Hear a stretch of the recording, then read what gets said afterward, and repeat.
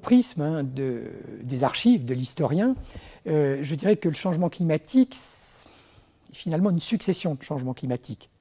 Nul doute que l'actuel est particulièrement sévère, ça paraît évident, les chiffres qui sont publiés dans des revues internationales scientifiques sembleraient le démontrer, il y a quand même un relatif consensus au sein de la communauté scientifique.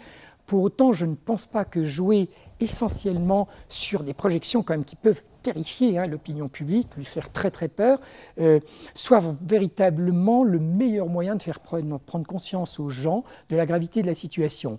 Premièrement parce que l'expérience historique démontre que les sociétés ont connu des situations similaires. De même intensité, je n'en sais strictement rien. Mais on peut quand même considérer que, vu les moyens techniques, intellectuels, matériels de l'époque, ça devait bien correspondre quand même à ce que vivent aujourd'hui nos sociétés modernes qui compensent quand même la gravité du climat par leur logistique et tout leur progrès scientifique. Donc on devait quand même connaître très régulièrement des situations assez similaires.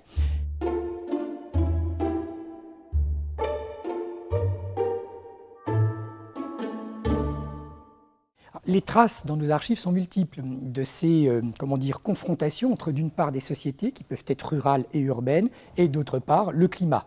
Alors on saisit en tant qu'historien, je me positionne en tant qu'historien avant toute chose, on saisit moins bien les fluctuations longues sur 50 ans ou un siècle. On peut observer des observations très ponctuelles. Par exemple, à Paris, on refuse certaines épaisseurs d'ardoise pour les bâtiments publics au motif, on est en plein petit âge glaciaire, 16e, 17e siècle, au motif que ces ardoises ne pourront pas supporter le poids de la neige. De là, on déduit la fluctuation de manière exacte entre, par exemple, 1550 et 1650, c'est une autre affaire. En revanche, pour les événements extrêmes, donc tout ce qui dépasse de la normale, ces événements extrêmes, eux, laissent énormément d'empreintes dans les archives parce qu'elles ont un effet quasi immédiat sur les conditions de vie des populations.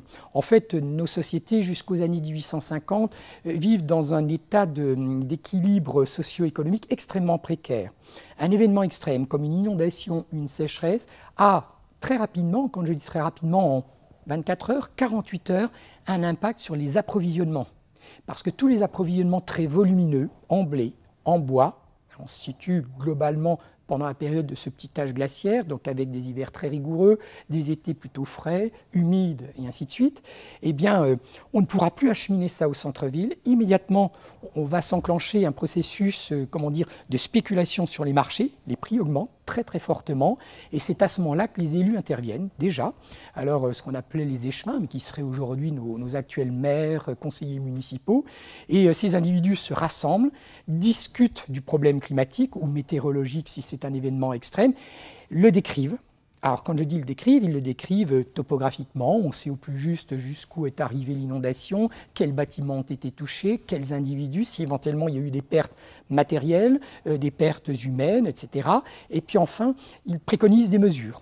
Comment réagir, comment doit-on s'adapter. Le terme n'est absolument pas anachronique là, c'est-à-dire que la société, en un temps record, est capable de chercher des stratégies.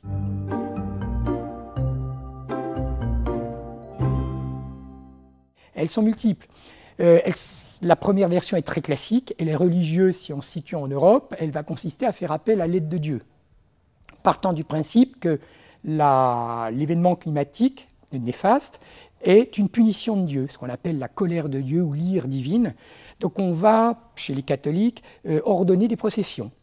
Soit pro pluvia, pour la pluie en cas de sécheresse, ou au contraire, pro serenitate, pour la sérénité du temps en cas de forte précipitation, de neige, etc. Et deuxième volet, beaucoup plus pragmatique, mais qu'on mène de front avec ces procédures religieuses en quelque sorte, on va avoir, à titre préventif, on voit que l'eau de la Seine, si on est à Paris, augmente, on évacue les quartiers adjacents des ponts. Parce que les ponts, à cette époque, et jusqu'au milieu du XIXe siècle, pour des raisons techniques, n'ont pas d'arches suffisantes, enfin suffisamment de portée au niveau des arches, et par conséquent, pendant ces hivers, souvent on a formation de glace. Et quand les cours d'eau fondent, cette glace bouche les arches des ponts et provoque des inondations. Et parfois détruit les ponts. C'était très fréquent dans la plupart des villes européennes, notamment à Paris, sur la Tamise, avec des pertes d'individus, puisque ces gens, comme aujourd'hui en Italie sur le Ponte Vecchio, les gens vivaient sur les ponts. Autre mesure plus simple, ça va être le rationnement. le rationnement de l'eau en période de sécheresse. On a eu une phase très sèche, assez aride en Europe au début du XVIIIe siècle. Et là, on voit se mettre en place, là encore, à l'initiative des autorités municipales, des autorités royales, des mesures précises. On interdit d'aller puiser l'eau à certains endroits, là où les niveaux sont les plus bas parce qu'il y a un risque d'épidémie. On commence à rechercher d'autres sources pour alimenter certains quartiers de la ville ou certains secteurs de la campagne, etc. Donc, on a vraiment beaucoup d'exemples, à la fois de perception du risque climatique et dans le même temps de refus de la fatalité climatique et de tentatives pour s'adapter, tentatives qui, bon an, mal an, fonctionnaient relativement bien. On utilise une autre source sociale ou signature sociale, ce sont les registres paroissiaux. Les prêtres, les pasteurs protestants consignaient le nom des décès, des morts, etc. Et on peut comme ça, quand on a nos événements, les recouper avec ces registres paroissiaux, registres démographiques, et voir si, oui ou non, on a eu, par exemple, un pic de mortalité lié à un coup de froid ou au contraire un coup de chaud. Et on constate que finalement, on n'a pas véritablement d'emballement au moment de l'événement météorologique. Si pic de mortalité il y a, c'est plutôt après, parce qu'on va avoir un développement des épidémies. Une forme de contagion, ça peut être la peste jusqu'au XVIIe siècle. Par la suite, on va avoir du typhus, le choléra, début XIXe siècle.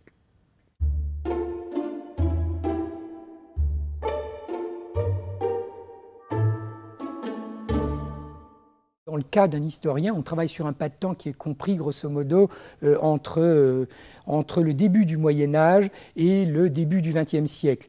Et en fonction des fluctuations, on a systématiquement des preuves archivistiques, iconographiques, qui nous montrent que ces sociétés tentaient de faire face. Alors, est-ce qu'il faut en déduire qu'ils affrontaient déjà des crises climatiques comparables à notre actuel changement climatique et que ces crises étaient plus importantes que les nôtres?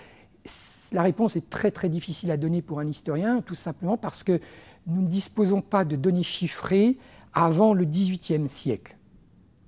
En revanche, on mesure la sévérité, l'intensité de ces événements en fonction de la démographie, le nombre de décès, en fonction aussi des territoires qui avaient été touchés, par exemple dans le cas des submersions.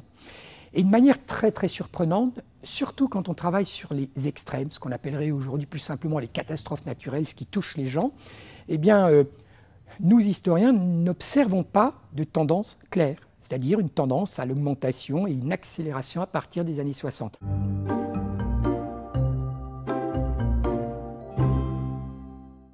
Alors est-ce qu'aujourd'hui le changement climatique est plus dramatique, plus important, etc. qu'hier? Je dirais, je n'en sais rien en termes de température. Les climatologues semblent le démontrer. Je ne peux pas trancher en tant qu'historien, je n'ai pas d'expertise suffisante. Ce que je peux dire néanmoins, c'est qu'à coup sûr, oui, ce changement climatique aura un impact plus fort que les impacts précédents, même si ces impacts historiques avaient pu être égaux en intensité, tout simplement parce que nos sociétés contemporaines, depuis la Seconde Guerre mondiale, depuis les années 50, sont beaucoup plus vulnérables qu'avant. Un exemple parmi d'autres, je travaille donc sur les risques littoraux. Avant 1950, on n'a pas d'habitation sur ce qu'on appelle le trait côtier, à proximité des plages. Les habitations sont systématiquement fixées à 1 km, voire 2 km. Ça signifie que pour un même événement extrême, érosion dont on parlait encore l'an dernier à la suite des tempêtes hivernales de 2013, ou à la suite d'une submersion, certes, du terrain disparaissait, certes, du terrain pouvait être inondé, mais il ne détruisait que des terres. Il ne prenait pas de vie, il ne détruisait pas non plus d'habitation, ou très peu.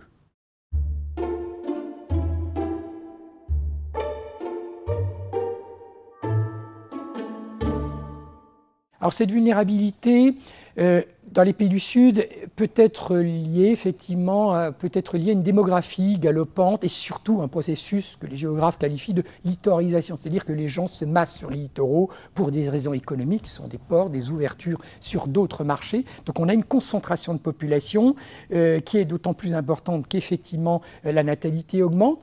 Dans le cas des pays occidentaux, des pays riches, je dirais que c'est moins évident.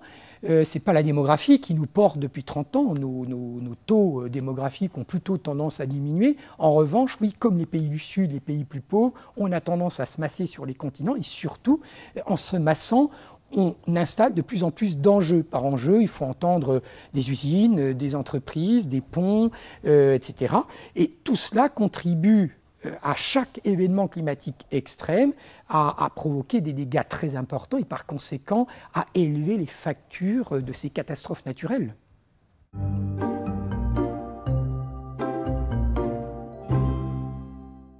L'historien ne peut pas dire que dans 50 ans, à partir de sa propre expérience, les températures vont baisser, vont augmenter, etc.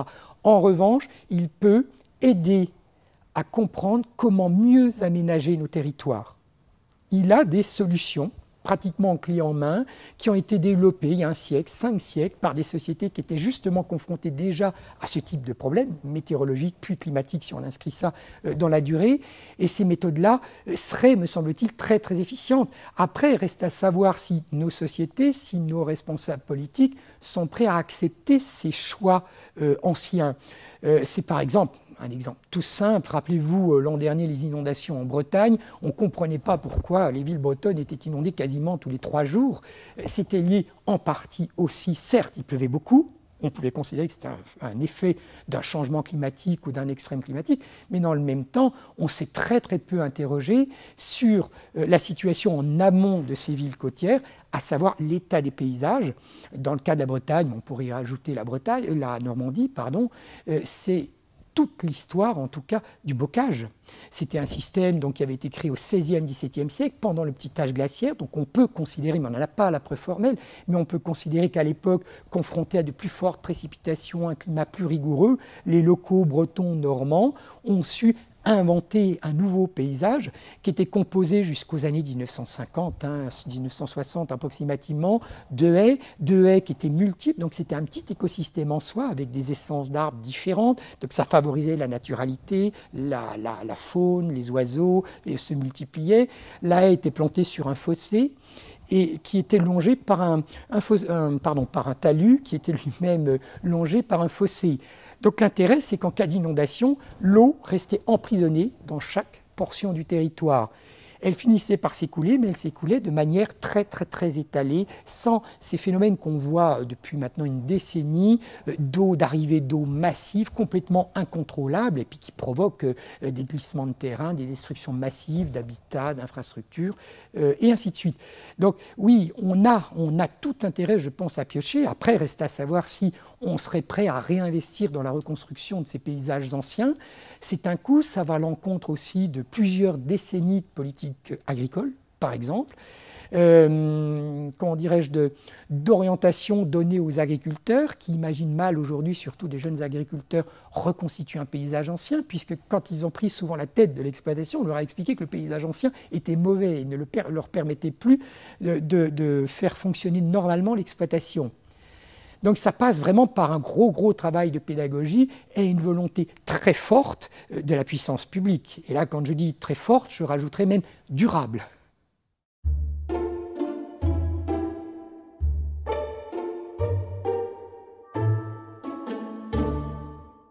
L'historien est en mesure d'exposer, de présenter des modèles d'adaptation. Le terme est très à la mode aujourd'hui, aussi bien chez les décideurs politiques que chez les climatologues. Autrefois, on ne parlait pas d'adaptation, mais de fait, les gens s'adaptaient.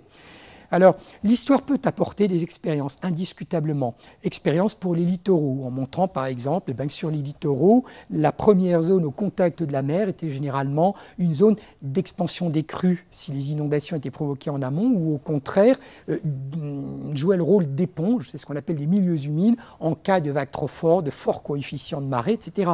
Mais ces milieux n'étaient pas perdus pour autant. C'était des zones, par exemple, d'élevage extensif. Aujourd'hui, ils pourraient parfaitement être convertis en zones naturel, à fort attrait touristique. C'est ce que font les Hollandais aujourd'hui. Ils renoncent à l'endiguement massif. C'est vrai qu'ils avaient survécu une catastrophe en 1953. Ils ont dit on va défier la mer et on va fermer le pays avec une espèce de ligne Maginot, une fortification permanente. Et aujourd'hui, ils commencent à mesurer les effets pervers, donc une dégradation de la naturalité, des phénomènes de pollution de plus en plus importants. Et ils décident de faire des brèches et d'accepter l'invasion de la mer, des eaux, très régulièrement sur des terres. En contrepartie, ils accompagnent ça par le développement d'un tourisme naturaliste et cela fonctionne visiblement, mais sur le plan financier, extrêmement bien et visiblement, ça ne suscite pas d'opposition de la part des populations locales.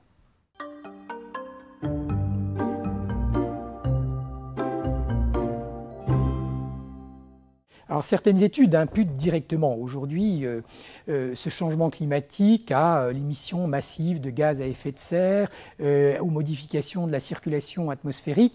Bon, en tant qu'historien, il nous est bien difficile de répondre catégoriquement. Mais c'est vrai que ça paraît quand même très très difficile, ne serait-ce que par rapport aux sources dont nous disposons, c'est-à-dire pratiquement rien au-delà des années 1950, 1960, d'être catégorique. De facto, on n'a aucune donnée objective pour reconstruire une courbe. Éventuellement, l'historien peut reconstruire une courbe de température, par exemple à Paris, depuis 1650, parce qu'on a des données. On va recalibrer l'instrument, etc. On a donc bien des chiffres qui ont été posés sur un bout de papier à un moment ou à un autre. Tel n'est pas le cas, par exemple, de ces émissions. À nuancer néanmoins ce que je peux dire, dans la mesure où les glaciologues, eux, effectivement, ont des preuves plus tangibles quand ils étudient par exemple les glaces. Actuellement, il y a un projet de l'Agence nationale de la recherche qui est consacré à l'histoire climatique du Groenland. Et il semblerait donc que les bulles qui aient pu être retrouvées, etc., permettent d'obtenir une résolution très très fine sur l'évolution de ces émissions de gaz. Donc là, ça paraît quand même une preuve plus tangible. Reste à savoir si la méthode et les résultats, puisqu'ils sont faits quand même à une échelle spatiale très réduite, à l'échelle du Groenland, peuvent être généralisés au niveau, par exemple, de l'hémisphère nord ou de l'hémisphère sud. Parce que beaucoup de séries reconstruites sont en fait des séries composites. Des bouts de série pour des périodes relativement courtes qu'on additionne et en plus, à l'issue, on produit ce qu'on appelle des moyennes. Mais ces moyennes sont régionales et quand je dis régionales, souvent des espaces régionaux très très vastes. Or, l'historien vous dira, mais à 50 km de distance, la variabilité climatique au cours des 5 derniers siècles était très très importante. Une sécheresse pouvait toucher une communauté, alors que 50 km plus loin, on ne parlait même pas de sécheresse, à peine de rationnement dans l'accès à l'eau, et c'était à peu près tout. Donc il faut faire très très attention à cette notion de variabilité temporelle et de variabilité géographique. Ce n'est pas parce que ça se produit à un endroit qu'on peut systématiquement généraliser à un espace plus étendu.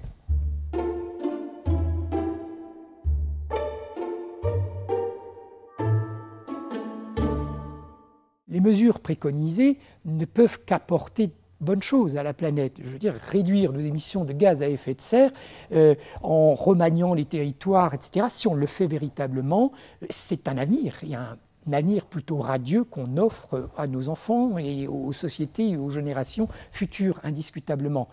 Donc l'historien prendra du recul par rapport à ce changement climatique, mais dans le même temps, il considérera que c'est un horizon assez prometteur, mais à une condition, c'est qu'on replace ce changement climatique à l'échelle des sociétés locales. C'est-à-dire qu'il n'y a pas qu'une solution, il y a une multitude de solutions qui passent par quoi? Une forme de décentralisation de l'adaptation.